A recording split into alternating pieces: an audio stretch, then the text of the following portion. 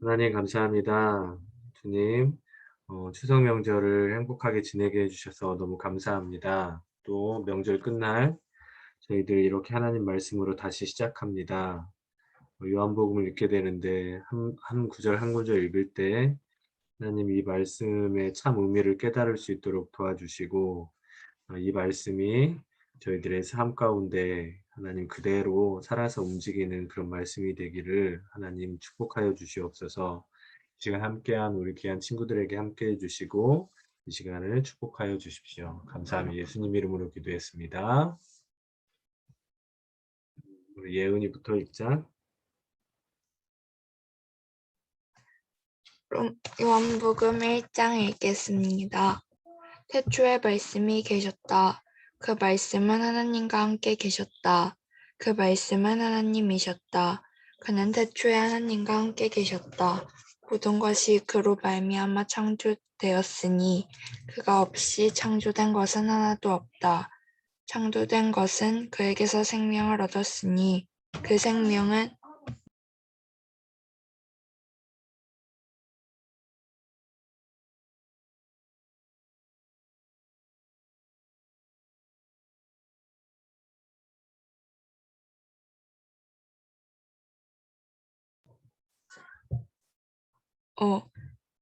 그에게는 생명을 얻었으니 그 생명은 사람의 빛이었다. 그 빛이 어둠 속에서 비치니 어둠이 그 빛을 이기지 못하였다. 하나님께서 보내신 사람이 있었다. 그 이름은 요한이었다. 그 사람은 그 빛을 증언하러 왔으니 자기를 통하여 모든 사람을 믿게 하려는 것이었다. 그 사람은 빛이 아니었다. 그는 그 빛을 증언하러 왔을 따름이었다. 참 빛이 있었다. 그 빛이 세상에 와서 모든 사람을 비추고 있다. 그는 세상에 계셨다. 세상이 그로 말미암아 생겨났는데도 세상은 그를 알아보지 못하였다.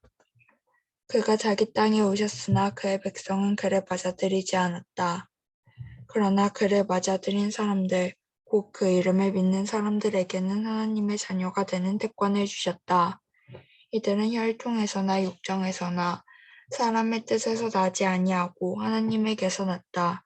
그 말씀은 육신이 되어 우리 가운데 사셨다. 우리는 그의 영광을 보았다.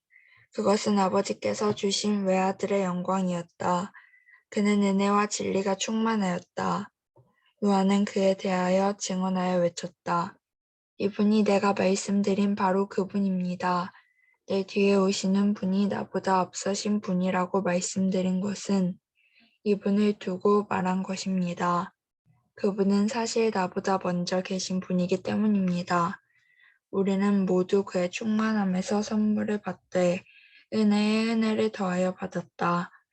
율법은 모세를 통하여 받았고 은혜와 진리는 예수 그리스도로 말미암아 생겨났다. 일찍이 하나님을 본 사람은 아무도 없다. 아버지의 품속에 계신 외아들이신 하나님께서 하나님을 알려주셨다. 요한복음 19절부터 읽겠습니다. 유대 사람들이 예루살렘에서 제사장들과 레위 지파 사람들을 요한에게 보내어서 당신은 누구요? 하고 물어보게 하였다. 그때 요한의 증언은 이러하였다. 그는 거절하지 않고 고백하였다. 나는 그리스도가 아니요 하고 그는 고백하였다. 그들이 다시 요한에게 물었다. 그러면 당신은 누구란 말이요? 엘리야요? 요한은 아니요 라고 대답하였다. 당신은 그 예언자요? 하고 그들이 물으니 요한은 아니요 라고 대답하였다. 그래서 그들이 말하였다. 그러면 당신은 누구란 말이요? 우리를 보는 사람들에게 대답할 말을 좀 해주시오. 당신은 자신을 무엇이라고 말하시오? 요한이 대답하였다. 예언자 이사야가 말한 대로 나는 광야에서 외치는 이의 소리요. 너희는 주님의 길을 곱게 하여라 하고 말이요. 그들은 바리새파 사람들이 보낸 사람들이었다. 그들이 또 요한에게 물었다. 당신이 그리스도도 아니고 엘리야도 아니고 그 예언자도 아니면 어찌하여 세례를 주시오? 요한이 대답하였다. 나는 물로 세례를 주오. 그런데 여러분 가운데 여러분이 알지 못하는 이가 한 분 서 계시오. 그는 내 뒤에 오시는 분이지만 나는 그분의 신발끈을 풀 만한 자격도 없소. 이것은 요한이 세례를 주던 요단강 건너편 베다니에서 일어난 일이었다. 다음 날 요한은 예수께서 자기에게 오시는 것을 보고 말했다. 보시오, 세상의 죄를 지고 가는 하나님의 어린 양입니다. 내가 전에 말하기를 내 뒤에 한 분이 오실 터인데 그분은 나보다 먼저 계시기에 나보다 앞서신 분입니다. 한 적이 있습니다. 그것은 이분을 두고 한 말입니다. 나도 이분을 알지 못하였습니다. 내가 와서 물로 세례를 주는 것은 이분을 이스라엘에게 알리려고 하는 것입니다. 요한이 또 증언하여 말하였다. 나는 성령이 비둘기같이 하늘에서 내려와서 이분 위에 머무는 것을 보았습니다. 나도 이분을 몰랐습니다. 그러나 나를 보내어 물로 세례를 주게 하신 분이 나에게 말씀하시기를 성령이 어떤 사람 위에 내려와서 머무는 것을 보거든 그가 바로 성령으로 세례를 주시는 분임을 알아라 하셨습니다. 그런데 나는 그것을 보았습니다. 그래서 나는 이분이 하나님의 아들이라고 증언하였습니다.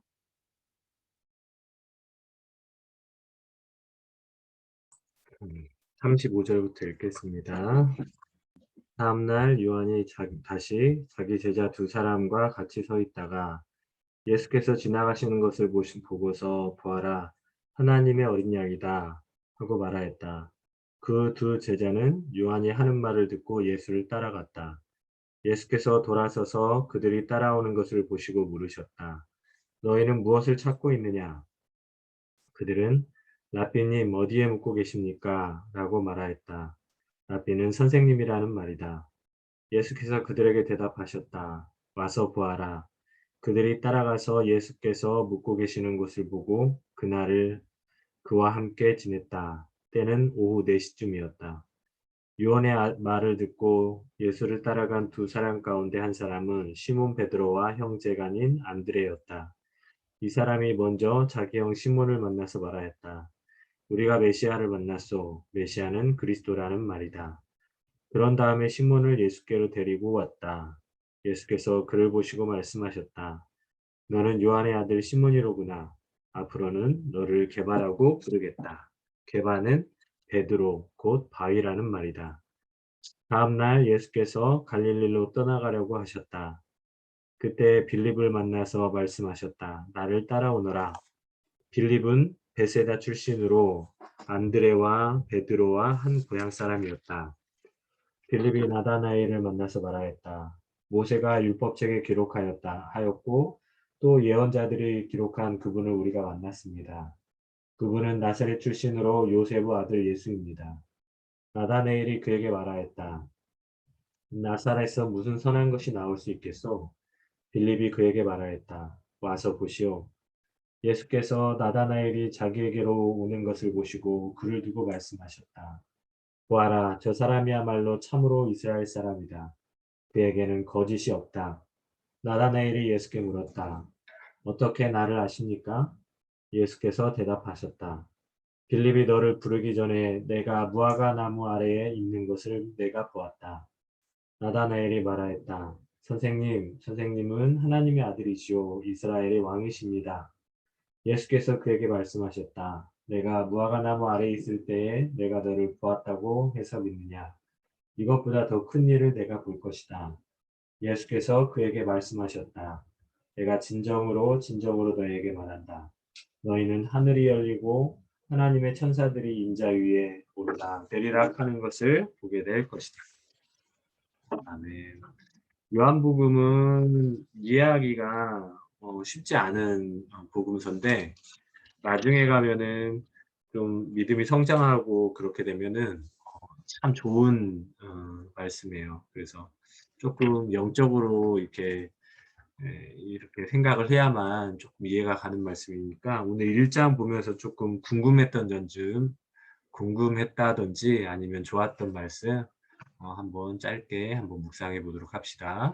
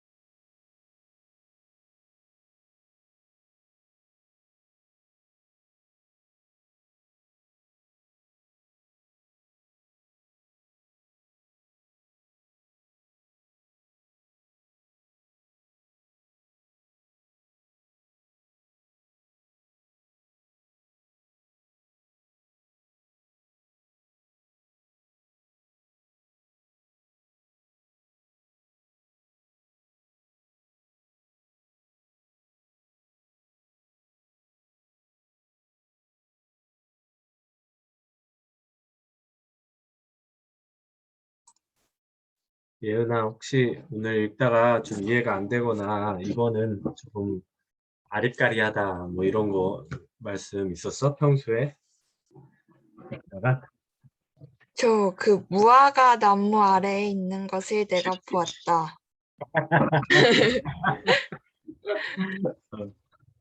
이거는 참 그 성경 말씀 중에 그 이거하고 비슷한 말씀이 있는데 뭐냐면 그 가늠하다 잡힌 여인이 있는 거 기억나지?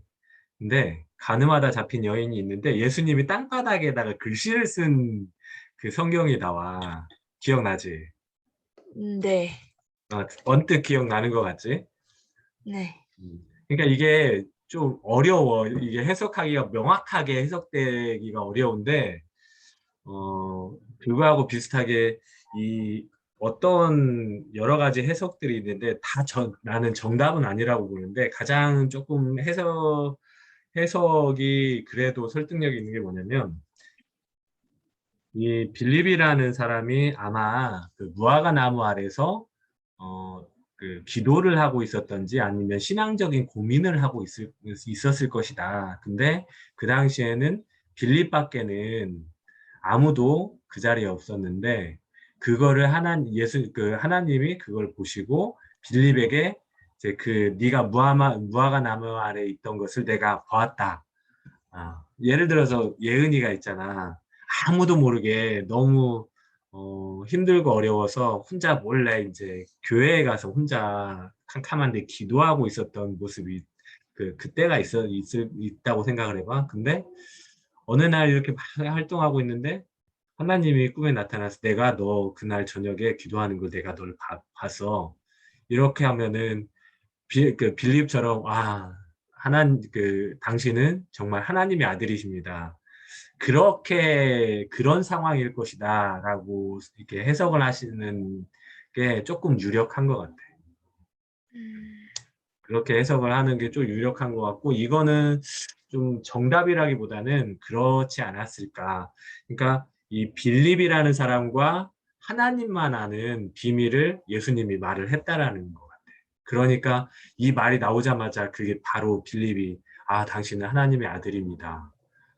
라고 그렇게 고백을 했었지. 근데 예전에 그 대학교를 졸업하고 나서 이제 군대 제대를 하고 나서 어디 기도원을 한번 이렇게 어머니하고 간 적이 있었는데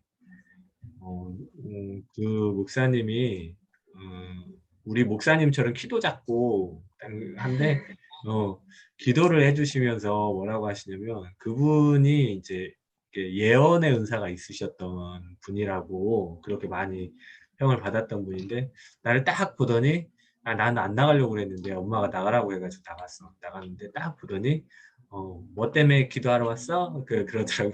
남자야 남자. 여자가 아니고.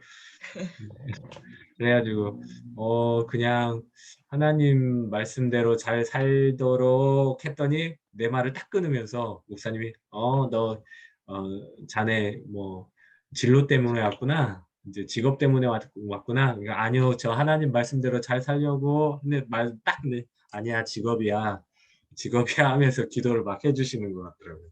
해주시더라고요. 그러니까 그것처럼 나도 모르는 사이에 이제 나에게 정말 필요한 게 무언지를 알아주시는 그런 분을 봤는데, 그게 좀 영적인 부분이었는데, 아마 이때는, 이 빌립이 아니라 나다나엘이었구나. 나다나엘과 예수님만 알았던, 하나님만 알 수 있었던 뭔가 비밀스러운 그게 아니었을까. 그게 좀 합리적인 것 같아. 근데 실은 이게 그렇게 중요하지도 않고 예은이한테 나타나는 게 예은아 내가 너 그걸 내가 보고 있었단다 그런 게 그게 중요하지 이런 비밀스러운 것들 하나님도 나중에 이제 우리가 천국에 가게 되거나 아니면 이제 우리가 살아가면서 기도를 많이 하고 해서 하나님이 너 기도하는 모습을 내가 봤단다 아니면 내가 기도하는 그 음성을 내가 들었단다 듣고 있었단다 내가 너와 함께 있었단다 이런 것들을 그게 신앙이거든. 그런 것들이 경험이 쌓이면 절대 하나님을 배신하지 않고 하나님 안에서 살 수 있는 거지. 정확한 답은 아니지만 조금 무슨 상황인지는 이해가 가겠지. 네. 그래. 나눠줘서 고맙고. 우리 아진이는 혹시 이따가 궁금한 점 없었니? 궁금한 점은 딱히 없던 것 같아요. 그러면 말씀 어디가 좋았어? 음, 그냥 20, 아니, 27절이요. 27절. 한번 읽어볼까? 그는 내 뒤에 오시는 분이지만 나는 그분의 신발끈을 풀 만한 자격도 없소. 음, 이 부분이 왜 좋았을까? 음, 그 뭐지? 약간 좀 제가 이 신발끈을 풀 만한 자격도 없다라는 이 소설이래. 성경 구절을 음, 꽤 예전에도 들어본 적이 있거든요. 음, 음. 근데 그때 기억이 아직도 남아 있더라고요, 그게. 이게 무슨 의미 같아? 신발끈을 풀기에도 이제 어, 음, 풀기에도 겁난다? 하나님을 경외하는 마음이다 그런 걸로 기억하고 있었는데 뭘 정리하는 마음이라고? 하나님이나 예수님을 경외하는 마음이다. 정의하는, 그렇지, 그렇지, 그렇지. 그러니까 세례 요한이 한 말이잖아, 이거는.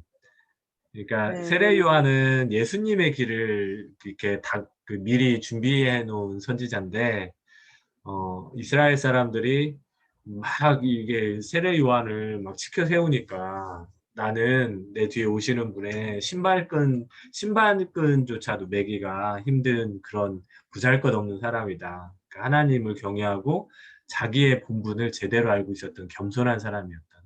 그런 표현이죠. 음, 고마워요. 나눠줘서.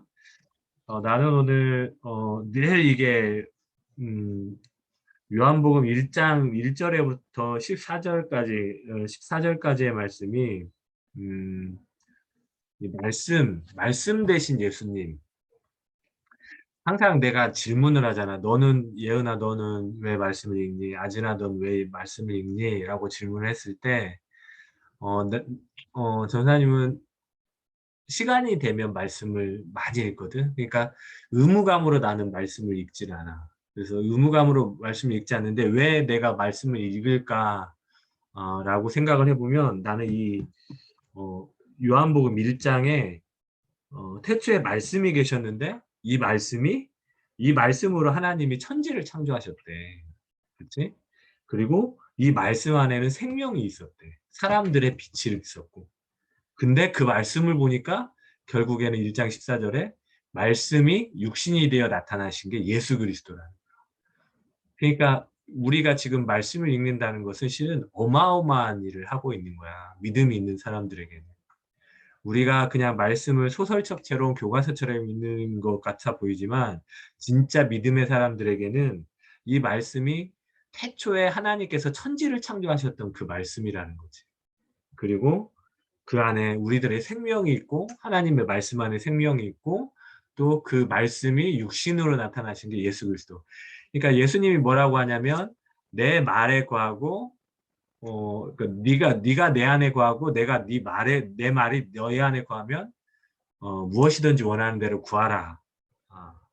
라고 하신 말씀도 있고 그 말씀을 보면은 내 안에 거하고 또 네가 나 안에 거하는 것은 말씀이 우리 안에 거하시는 것처럼 그렇게 말씀을 하셔. 즉 우리가 지금 예수님을 믿을 수 있고 성령님과 하나님을 믿을 수 있는 것은 말씀이 우리 안에 계시기 때문에 믿을 수 있는 거거든.